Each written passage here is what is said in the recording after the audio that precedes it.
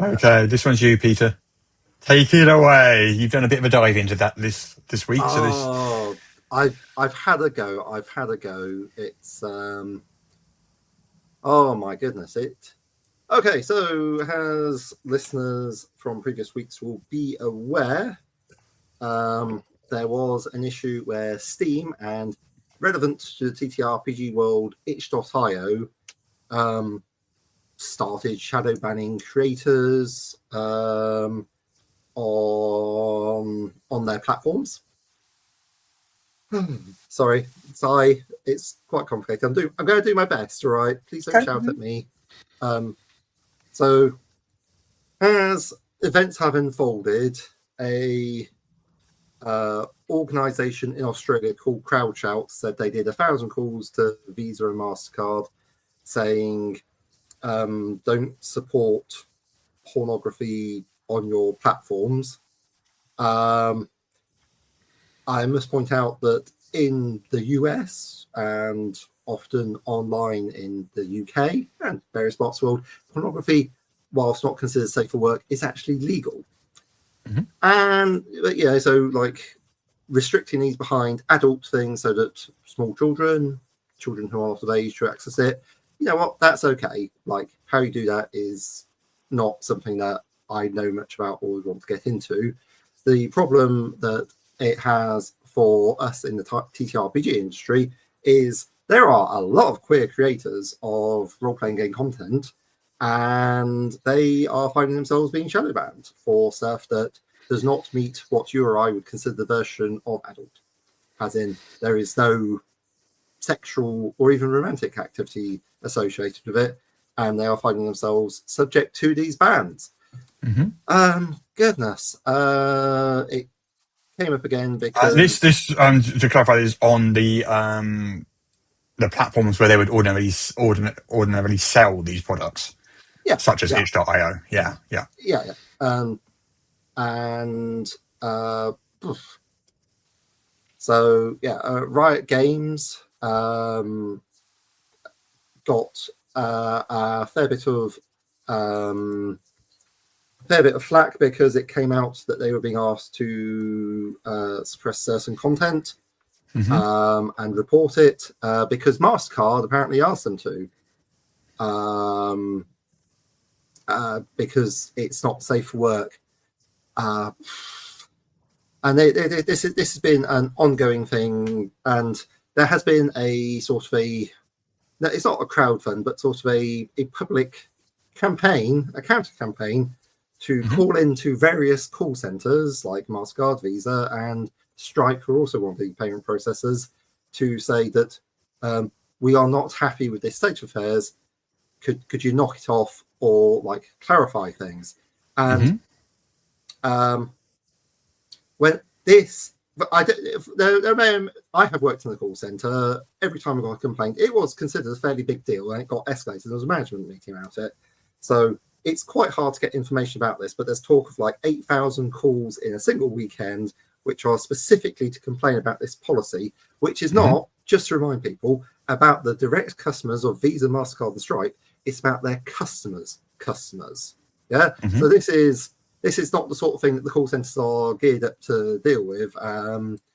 So things became more complicated because people calling Stripe were being told by Stripe call center employees that it was actually against Stripe's policy not to process adult content, but to process any content whatsoever that's coming from LGBTQ creators. So again, like this is all of this content is legal, right? Just to be clear, but specifically an LGBTQ content is also legal and is often considered protected. Like it's considered protected under the under UK legislation, I believe also in US legislation, although I'm not a legal professional. Don't take your legal advice from a podcast, folks, especially not from me, because I'm, as I say, not a legal professional. So I was very interested in this because that seemed like a hell of a thing to say. So I wrote to Stripe and said, this is the context. This is what people have been saying. Do you have a policy on this sort of thing? If so, what is it?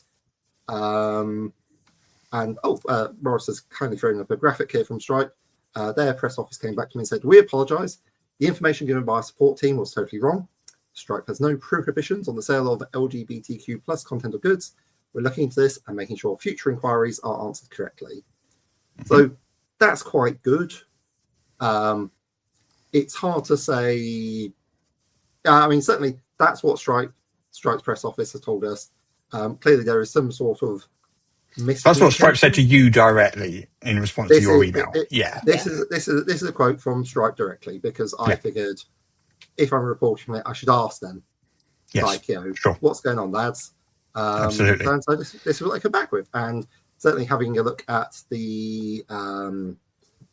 They've got a long list of things that they won't process payment for, but a lot of it's things like crypto coins and and various unsavory things that you would not want, that are basically crime. Sorry if you're a big crypto fan, but I think it's basically a great facilitator of crime. You're going to get complaints about that one for us. So, don't worry, that's all my fault. Cheers. Looking forward to that then. I don't know. Just try and find a currency that doesn't enable crime. What can I say? And also itch.io were also pushing back against complaints that they had been shadow banning people. There was a journalist on BlueSky who produced a list of what's going on. Itch.io replied to them, "This article is full of misinformation, unfortunately. The games Wendy and Co. are indexed. I think maybe the person's confused because it didn't show up in the autocomplete. Autocomplete only shows the top 1,000 games."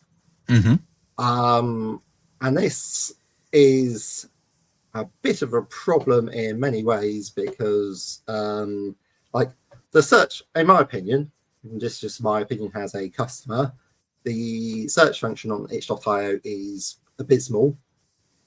It's very rarely found me the games that every time I've looked at something on itch, I've either needed a direct link to it. This is prior to all this. I've either needed a direct link to it, or I needed to go to a site that is not itch to find the information I need to get stuff, and that includes games in my library. Although I will add, in like a couple of shows ago, I did sort of live on air test this and looked for thirsty sword lesbians on itch in its search box, and it came up straight away. So it's not necessarily a universal thing, but I mean, it's like thirsty sword lesbian is by Evil Hat, and that seems to get through.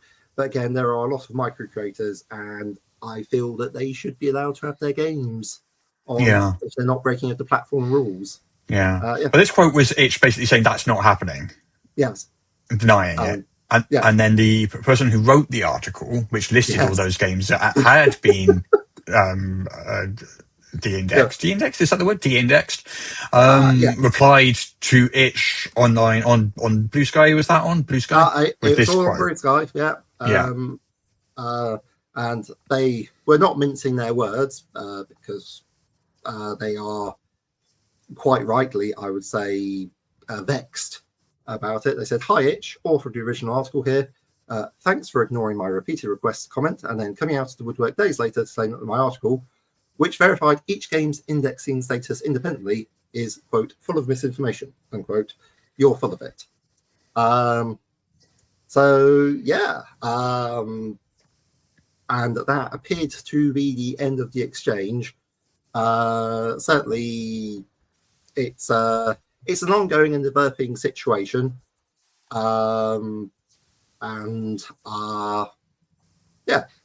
going to be. I'm hoping that this is not affecting the sales of the queer LGBTQ creators who are trying to sell their games, which makes a very small living, but it's a living nonetheless. It is their money; they should be getting it. And I am hearing, I'm seeing claims that people are not getting their payments on time because it's being held back, because it's all being held up in this payment processor business. So I'm hoping it all gets sorted out and that creators can be paid, and that these payment processors will restrict themselves to not processing things that are illegal and allow the legal business of commerce to continue. Like, Here I am with my socialist firebrand ways. You should be able to sell goods that are legal online, and that should be fine. That's quite capitalist of you, DJ. I wouldn't say capitalist because I'm not interested in owning the means of production. It's more commercial minded. I know. Because I am very commercial minded. Yeah. I was being it's an important difference. Like I know. Ian Nasir was a commercially minded chap. He wasn't a capitalist, and he has the records of people complaining about his shoddy copper to prove it. Anyway, so we'll keep covering this as and when more news arrives. So yeah, it's an ongoing story. Basically, it's been going on for a couple of weeks. It's probably going to go on for a bit longer. So we'll cover it as and when. Yeah, this is my best understanding as of Friday, the 15th of August. It might change. And I can only apologise for any inaccuracies processed through my inadequate brain. But this is what I'm seeing going on. Okay.